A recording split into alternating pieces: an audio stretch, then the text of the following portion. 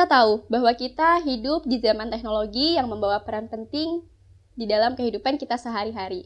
Dan kita juga sepakat bahwa teknologi dapat memberikan dampak positif dan negatif. Dampak positif dari teknologi sendiri cukup banyak. Misalnya, kemudahan berbagi informasi, pengalaman berhubungan lebih baik, dan masih banyak hal yang lainnya.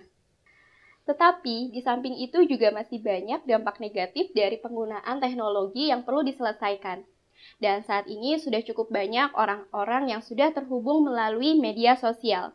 Maka dari itu, kami akan mengangkat tema mengenai dampak negatif dari penggunaan media sosial dan tentunya bagaimana cara mengatasinya. Berdasarkan data dari UNICEF, 50% remaja di Indonesia pernah mengalami tindakan pembulian melalui media sosial atau sering dikenal sebagai istilah cyberbullying.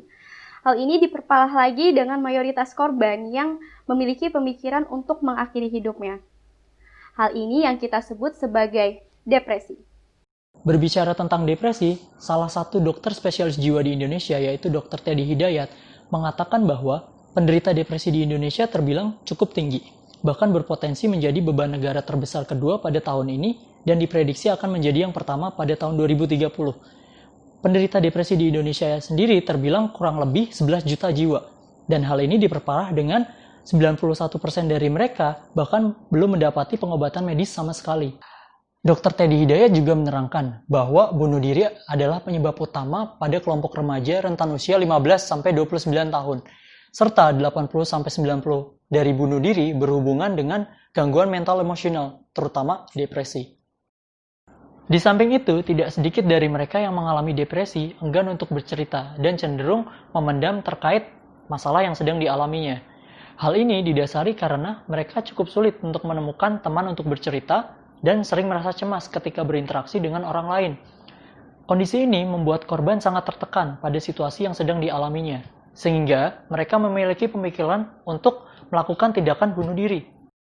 Dengan berkaca pada masalah tersebut, maka Kanca hadir untuk membantu dengan solusi aplikasi yang nantinya dapat membantu pengguna untuk berbagi perasaannya.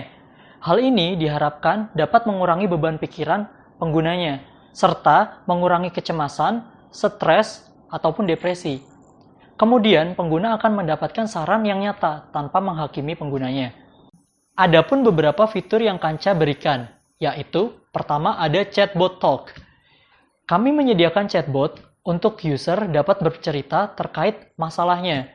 Meskipun berbicara dengan robot AI, kami meyakini bahwa ini adalah pengalaman yang luar biasa. Adapun fitur yang kedua, yaitu talk to the people who get the same problem. Kami percaya bahwa berbicara terkait masalah terhadap orang yang memiliki masalah yang sama cenderung akan melegakan. Fitur yang ketiga yaitu meditation. Kami berharap pengguna dapat merasa lebih tenang ketika menggunakan aplikasi. Dengan adanya fitur ini, pengguna akan mendapatkan output suara yang nantinya akan memberikan pengalaman yang lebih menenangkan.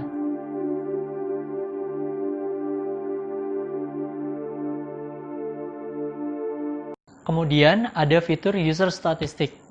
Pada fitur ini, pengguna akan mendapatkan progres perkembangan dirinya untuk menjadi lebih baik.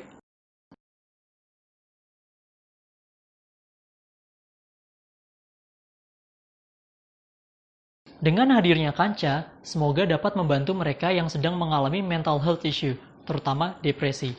Sehingga generasi muda di Indonesia dapat terbebas dari pikiran negatif, yang mana akan berpotensi memberikan dampak negatif bagi kehidupannya di masa yang akan datang.